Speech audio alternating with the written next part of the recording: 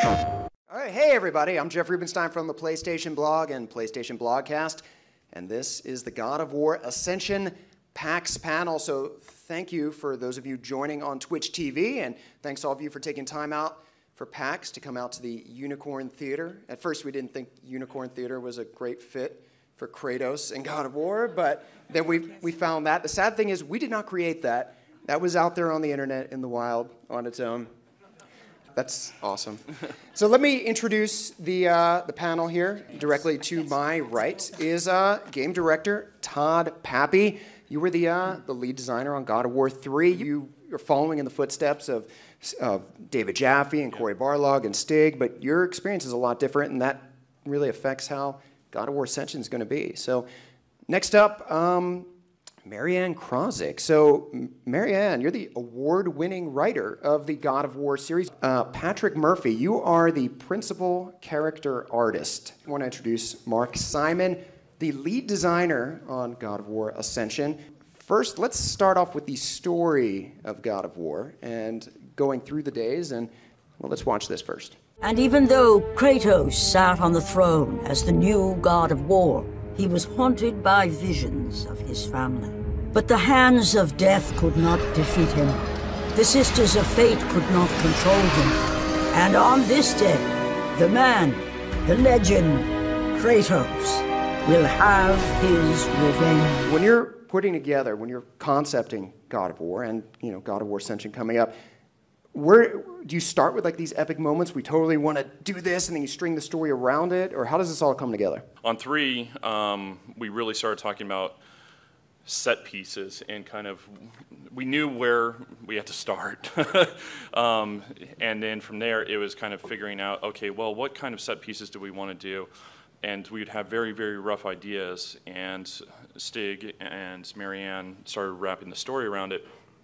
We throw a shit ton of ideas against the wall and maybe 5 stick, or we start combining other ones to make a big moment. So Marianne, do you come to this team and say, hey, I was reading the Iliad, and this part was like really badass, and how does that come together? Well, on God of War 1, actually, I came in and David had a pretty good framework of what he wanted the game to be, and he had an idea of what he wanted the character to have experienced story-wise, but he didn't have any specifics, so we kind of started filling in those. So from my point of view, it was definitely more about the story than the big moments.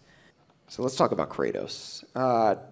Where did he come from? What were the early conversations? David Jaffe's brainchild? Yeah. When I really drilled down on who Kratos is, I just tried to figure out, as a warrior, kind of what's your worst day.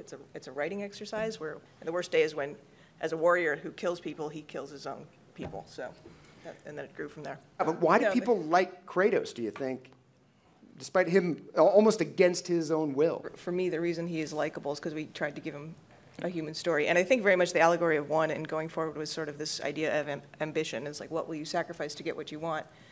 And you're working with guys that are at the studio 18 hours a day, and they're missing time with their family, and there are things that get sacrificed to make these things great. And I think that was sort of an overarching theme. And I think people tune into that, the more human side of him. Let's see how Kratos evolved, where he came from and where he is now. So this is where it started. This is 2002 early Kratos design done by Charlie Wen. And I wanted to show this stuff because it's really never been, I have an archive of tons of this old art, but what's cool about it is it just shows how much work it takes to really create a new IP. It took a long time to find him. In the white ash that covered him, the ashes of his family, that was later. Early on, Charlie was working on a drawing, it was black and white, he was just sketching, and Dave's like, that's it. And Charlie's like, well, I haven't colored it yet. He's like, no, white. We're doing white. He's got to be white. So then everybody went back to a room, and Jaffe and Marianne kind of came up with the whole idea of him being covered in the ashes of his family. And the blue tattoo as well, this is another, I'll show a series of these, but these are also early face concepts too. These are ideas, and Dave, I can remember hearing stories about Dave walking around to people's desks with a red tattoo and a blue tattoo and say, which one? He would pick one, and he'd walk away to somebody else, and you'd see him going all over the studio, kind of. So there's actually demos with him with the blue tattoo, you can see here. But this is early Kratos, and you can see that he was also thinking about the weapon at the same time, and that was a huge part of the development of the character, was the weapon. So yeah, this is the very first demo for God of War. I don't know if this is this is a prototype. On a boat. This is the prototype for the game, the first thing. But you'll see a lot of the, you know, when they were doing this, it was they wanted to feel kind of high adventure. Animation. And he is on a boat. He is It on a always boat. starts on a boat. Yeah. There certainly are elements of the game. As this progresses, you'll see that it's definitely God of See War. swimming. This is great. Looks like the dude from Dragon's Lair. Yes. Well, yeah. I wonder what they were playing. Yeah. Yeah. This is the original final three-quarter concept that Charlie did for God of War 1, where they said, this is it. This is the final guy. And visual continuity that became a problem at the beginning of 3, when we could actually finally fully realize him high-res, and we started looking at all of the different Kratoses. I mean, God of War 1, God of War 2, they're all pretty low-res, and then the cinematics one was super high-res, but it was a little different, and trying to figure out how to boil it down and figure out what are the earmarks of the character. Actually, this is how these rules apply to other IPs. Finish him.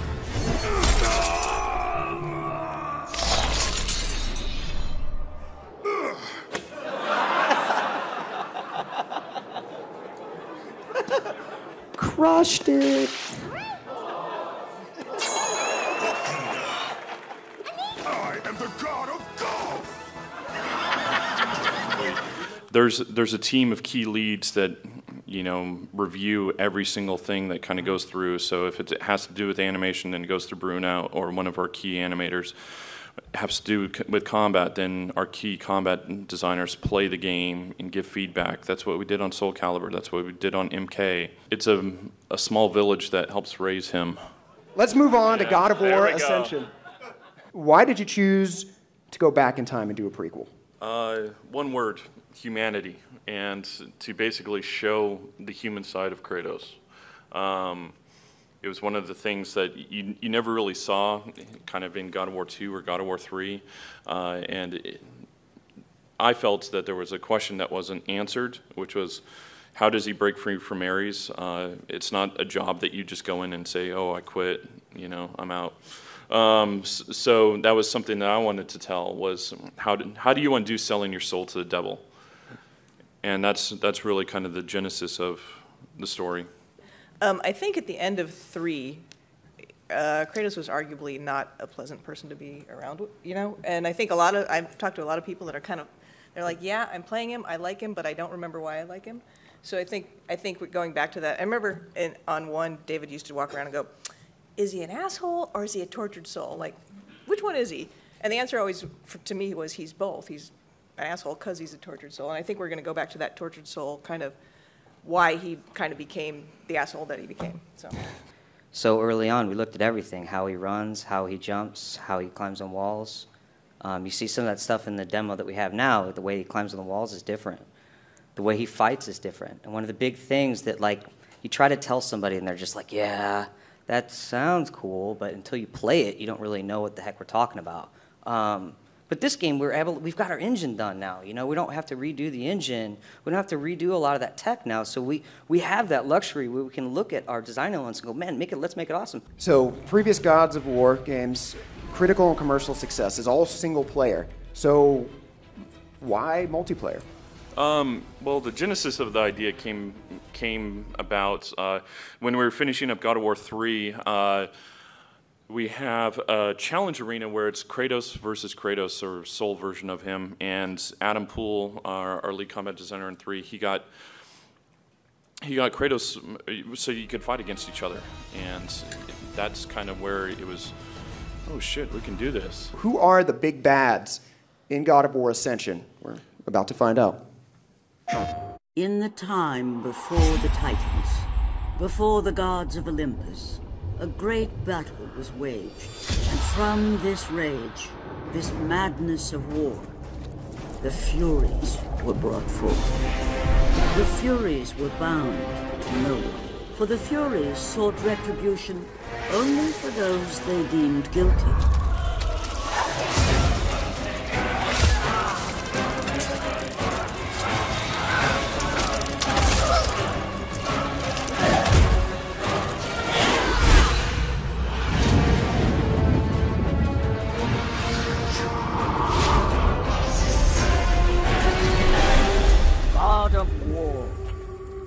Ascension. PlayStation. That is Megara. So she's one of the three Furies. You saw silhouettes of the three Furies at the end, but she would be basically the enforcer. The whole idea behind her is that she's got these growths coming out of her back, and she can kind of walk around Doc Ock style, and she can obviously impale people with that. But she is a grappler. She wants to get her hands on you, beat the shit out of you. Why are they opposing Kratos? Like, who exactly well, are the it's Furies? again, they hold the bond to his, when you sell your soul, they hold that bond and they say, okay, you break it, we're going to drive you insane, we're going to bring you down, kind of thing. And Like a freak show collections agency. yes. Yeah. So, and that's basically what they do. They hunt you down, they drive you mad. And let's give it up now for Todd, Marianne, Patrick, and Mark, your God of War Ascension leads. Thank you guys for coming. PlayStation.